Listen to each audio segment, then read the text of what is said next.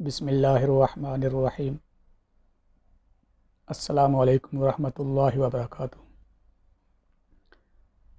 جی ناظرین، کیسے ہیں؟ امید ہے آپ سب خیریت سے ہوں گے۔ 2 دن سے آپ سب سوشل میڈیا دیکھ رہے ہوں گے کہ پاکستان کے اندر ایک اختلاف کو ہوا دی جا رہی ہے۔ ایک سادہ سی بات ہے کہ یہ جو بنیاد اسلام، تحفظ بنیاد اسلام کے نام سے پنجاب اسمبلی کے اندر بل آیا، اس بل کا مقصد تو یہ ہے کہ اسلام کا تحفظ ہو، مقدس شخصیات کا تحفظ ہو، نبی پاک صلی اللہ علیہ وآلہ وسلم کی توہین کا راستہ روکا جا سکے، اصحاب رسول صلی اللہ علیہ وآلہ وسلم کا تحفظ ہو سکے، قرآن جیسی مقدس کتاب کا تحفظ ہو سکے، اور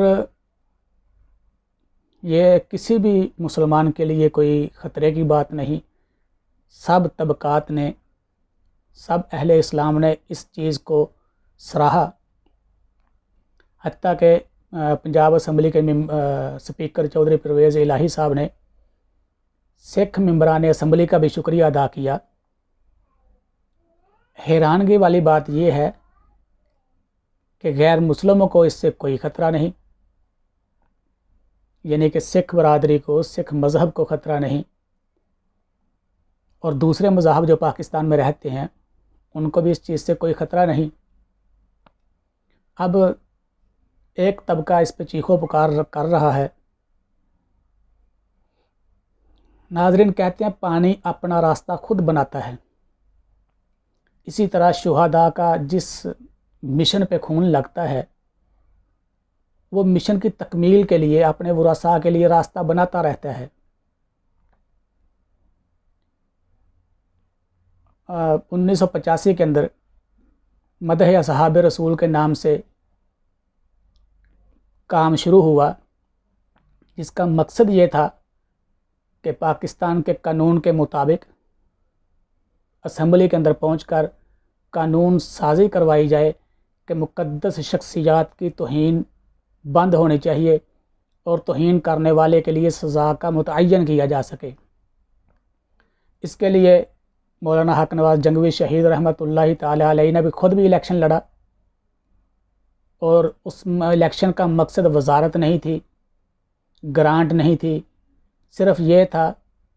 کہ یہ کفریہ کتابیں پاکستان میں بین ہونی چاہیے اور اصحاب رسول صلی اللہ علیہ وآلہ وسلم کو گالیاں دینے کا سلسلہ بند کیا جانا چاہیے۔ اسی سلسلے کو ان کے بعد آنے والے ان کے ممبر کے وارث مولانا اعظم طارق شہید رحمۃ اللہ تعالی علیہ نے بھی جد و جہد کی اور ناموس صحابہ بل قومی اسمبلی کے اندر پیش کیا۔ مولانا حق نواز جنگوی شہید رحمۃ اللہ علیہ نے جو تحریک کا آغاز کیا تھا، اس میں وہ کہتے تھے کہ یہ ایک دن آئے گا کہ سپریم کورٹ میں بھی اس پر بحث ہوگی، قومی اسمبلی کے اندر بھی اس پر بحث ہوگی۔ قومی اسمبلی میں مولانا اعظم طارق شہید رحمۃ اللہ علیہ نے اس پر بحث کی، بات کی اور حق ادا کیا اپنی وسعت کے مطابق۔ اسی طرح سپریم کورٹ کے اندر چیف جسٹس سجاد علی شاہ صاحب کے سامنے علامہ علی شیر حیدری شہید رحمۃ اللہ علیہ نے 4 گھنٹے تک ان کو کفریہ کتابیں دکھائیں، کفریہ عبارات دکھائیں، اور چیف جسٹس کی آنکھوں میں بھی آنسو آ گئے۔ اب یہ ایک بل پیش کیا گیا پنجاب اسمبلی کے اندر جو پاس ہوا، مسلمانوں کے تمام طبقات اس کو سراہ رہے ہیں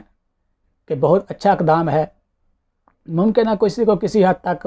کسی طرح کوئی اشکال ہو سکتا ہے، لیکن مجموعی صورتحال یہ ہے کہ تمام مسلمانان پاکستان، تمام طبقات، مسالک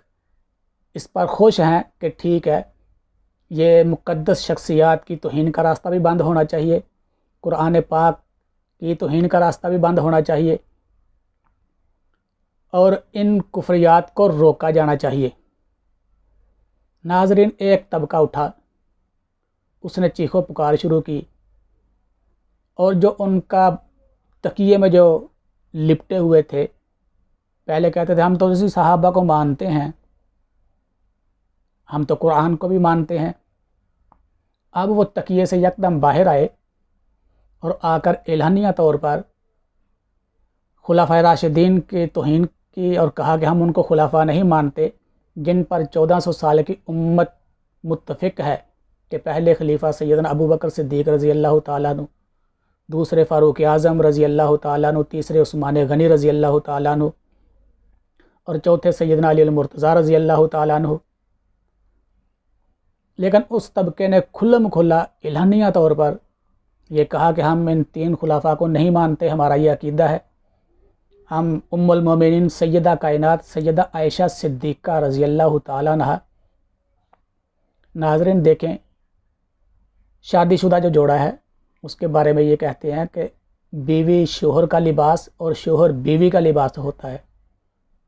اور انہوں نے کھلم کھلا کہا کہ ہم حضرت عائشہ صدیقہ رضی اللہ تعالیٰ عنہ کو غلط مانتے ہیں، یعنی پیغمبر کے لباس کی توہین ہے، اور پیغمبر کے لباس کی کھلم کھلی توہین کی گئی۔ سیدنا امیر معاویہ رضی اللہ تعالیٰ عنہ کاتب وحی ہیں، جن لوگوں نے اللہ کے رسول پر اترنے والی وحی کو لکھا، ان میں سیدنا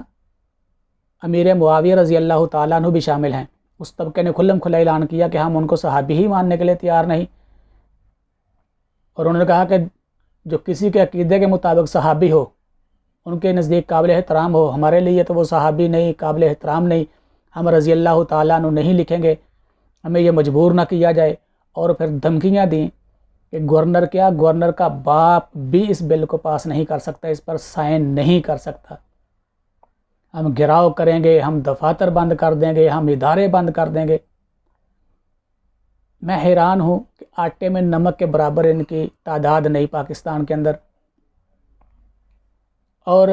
وہ ساتھ جو ہمسایہ ملک ہے وہاں ان کی اکثریت ہے، اور وہاں وہ مسلمانوں کو کیا حقوق دیتے ہیں۔ اس کے ساتھ ساتھ یہاں ان کا یہ کہنا کہ ہم اس بل کو پاس نہیں ہونے دیں گے اور ہم اس بل کو نہیں مانتے، میرے خیال کے اندر یہ پاکستان کی سالمیت سے کھیلنے والی بات ہے۔ پاکستان کے اداروں کو کھلم کھلا دھمکیاں دینا اور پاکستان کی حکومت کو للکارنا۔ کیا پاکستان کا قانون اتنا کمزور ہو چکا ہے کہ جن کی تعداد آٹے میں نمک کے برابر نہیں، وہ پاکستان کے اداروں کو بھی للکاریں، پاکستان کی حکومت کو بھی للکاریں، اور گورنر پنجاب کو بھی دھمکیاں میز لہجے میں یہ کہیں کہ گورنر کیا اس کا باپ بھی اس کو پاس نہیں کر سکتا؟ پاکستان کے تمام اداروں کو سوچنا چاہیے کہ یہ وہ کام ہے جس پر 10,000 سے زیادہ لوگ اپنی جانوں سے کھیل گئے، بہت سارے بچے یتیم ہوئے، بہت ساری بیویوں کے سہاگ اجڑ گئے، لیکن آج بھی وہ لوگ اس بات سے باز نہیں آئے کہ وہ محمد رسول اللہ صلی اللہ علیہ وآلہ وسلم کے صحابہ کی توہین برداشت کریں گے۔ تو پاکستان کے تمام اداروں کو اس دھمکی دینے والے کو قانون کے مطابق کیفر کردار تک پہنچانا چاہیے، تاکہ آئندہ کوئی ایسی جرأت نہ کرے کہ پاکستان کی اکثریت، اگر جمہوریت کی بات کریں تو جمہوریت میں بھی یہی ہے کہ جدھر اکثریت ہوتی ہے وہ قانون پاس ہو جاتا ہے، اور اگر جمہوریت کی بات کریں تو پھر بھی یہ بل پاس ہونا چاہیے کہ یہ مسلمانوں کی اکثریت کا بل ہے، اور اگر شریعت کی بات کریں تو پاکستان اسلام کے نام پر لیا گیا، اس میں مقدس شخصیات کا، قرآن کا، پیغمبر کا دفاع ہونا چاہیے۔ دوسرے ممالک کے اندر کوئی کسی کو گالی نہیں دے سکتا، گالی دے تو اس کو سزا ہوتی ہے، یہاں اسلام پہنچانے والوں کو پر تبرہ کیا جاتا ہے، اور نبی پاک علیہ الصلوۃ والسلام کی شان اقدس کے اندر توہین کی جاتی ہے۔ تو ایسے لوگوں کو آزاد چھوڑنا ملک کی سلامتی کے لیے بھی خطرہ ہے، اور ملک کے اندر یہ لوگ فتنہ فساد کی دوبارہ سے بنیاد رکھ رہے ہیں، جو کہ موجودہ حالات کے اندر ملک اس چیز کا متحمل نہیں۔ ہمارے ہمسایہ ملک کے ساتھ تعلقات کیسے چل رہے ہیں، دنیا جنگوں کی طرف بڑھ رہی ہے، ہمیں ملک کو مضبوط بنانا ہوگا، ملک کے دفاع کو بھی مضبوط کرنا ہوگا، ملک کے اداروں کو بھی مضبوط کرنا ہوگا، اور ان لوگوں کا راستہ روک کر یہ سب کچھ ہو سکتا ہے۔ اگر ان لوگوں نے انتشار کی بنیاد رکھی تو یہ ملک کے لیے خطرہ ہے۔ ملک کے قانون کو بھی حرکت میں آنا چاہیے، حکمرانوں کو اس کا نوٹس لینا چاہیے، اور تمام اداروں کو ایسے لوگوں کا سد باب کرنا چاہیے جو کھلم کھلا آ کر مسلمانوں کے جذبات سے کھیلیں، اور یہ ایمانی جذبات ہیں، یہ مسلمانوں کے ایمان سے کھیلنے والی بات ہے، مسلمانوں کے ایمان کو للکارنے والی بات ہے کہ ہم نبی کی ایک بیٹی کو مانتے ہیں، 3 کو نہیں مانتے۔ تو یہ بہت بڑا افسوسناک عمل ہے جو ان لوگوں نے پریس کانفرنس کے ذریعے سب کو للکارا اور مسلمانوں کے ایمان پر حملہ کیا، اور یہ کہا کہ ہم پیغمبر کی 3 بیٹیوں کو نہیں مانتے، امیر معاویہ رضی اللہ تعالیٰ عنہ کو صحابی نہیں مانتے،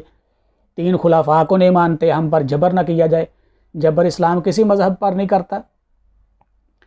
اگر پاکستانی ہو تو پاکستان کے قانون کے مطابق رہو، پاکستان کے قانون کے مطابق اپنا وقت گزارو، پاکستان کے قانون کو تسلیم کرو، پاکستان کے آئین کو تسلیم کرو، اور اکثریت کی رائے کو احترام دو۔ ناظرین، امید ہے آپ کو ساری بات سمجھ آئی ہوگی کہ پاکستان جن صحابہ کے صدقے ملا، اسلام کے نعرے کے صدقے ملا، اسی اسلام کے تحفظ کا بل پنجاب اسمبلی سے پاس ہو تو چیخو پکار کرنے والے کون ہیں؟ جس عورت سیدہ کائنات ام المومنین حضرت عائشہ صدیقہ رضی اللہ تعالیٰ عنہ، جن کی صفائی اللہ نے دی، پیغمبر کے لباس کو برا بلا کہیں، وہ کون ہو سکتے ہیں؟ وہ پاکستان کے خیر خواہ ہو سکتے ہیں؟ ابو بکر صدیق تو وہ ہیں جن کو اللہ کا سلام آیا، نہیں مانتے، نہ مانے، ہم منوانا تو چاہتے نہیں، اسلام زبردستی بھی نہیں کرتا، لیکن اسلام ان لوگوں کے خلاف بکواس کرنے کی بھی اجازت نہیں دیتا۔ تو تمام پاکستانیوں کو اس بل کو پاس کرنے کے لیے دعا بھی کرنی چاہیے، جو جس جگہ تک جد و جہد کر سکے کرنی چاہیے، اور ان تمام لوگوں کو بھی جو آصف اشرف جلالی صاحب کے حوالے سے اکٹھے ہوئے، آج پھر ان کو اس موضوع پر ضرور آنا چاہیے اور اکٹھے ہو کر تمام مسلمانوں کو متحد ہو کر ایسے جرائم للکارنے والوں کو، قانون کو جگانا چاہیے، اداروں کے پاس جانا چاہیے، حکومت کو مجبور کرنا چاہیے کہ وہ نوٹس لے کر ان کے خلاف کارروائی کریں، اور پاکستان کی سالمیت سے کھیلنے سے باز رکھا جائے، پاکستان کے امن کے لیے کوشش کی جائے، پاکستان میں فساد برپا ہونے سے بچایا جائے۔ اور ناظرین، آپ اپنی کمنٹ سیکشن کے اندر اپنی رائے کا اظہار ضرور کریں، کیا یہ لوگ ملک کے محب ہیں، یا اسلام کے محب ہیں، یا مقدس شخصیات کے محب ہیں؟ سیدنا علی المرتضیٰ رضی اللہ تعالیٰ عنہ اور اہل بیت اطہار سے محبت مسلمانوں کے ایمان کا حصہ، اس کے بغیر تو ایمان مکمل نہیں ہو سکتا۔ تو یہ کون لوگ ہیں جو اس بل کی مخالفت کر کے کھلے عام یعنی مقدس شخصیات کو گالیاں دینے کے لیے اس چیز کا بل کا انکار کر رہے ہیں کہ یہ بل نہیں ہونا چاہیے، کہ ہمیں کھلے عام شاعر اسلام کی توہین کی اور صحابہ اکرام کی توہین کی اور قرآن کی توہین کی چھٹی دی جائے؟ میرے خیال میں ایسا نہیں ہونا چاہیے۔ وہ لوگ تمام قابل تحسین ہیں، ان کو خراج تحسین پیش کرنا چاہیے، اور کرتا ہوں جن لوگوں نے اس بل کے لیے جد و جہد کی، کوشش کی۔ ملتے ہیں نیکسٹ ویڈیو کے اندر۔ السلام علیکم ورحمۃ اللہ وبرکاتہ۔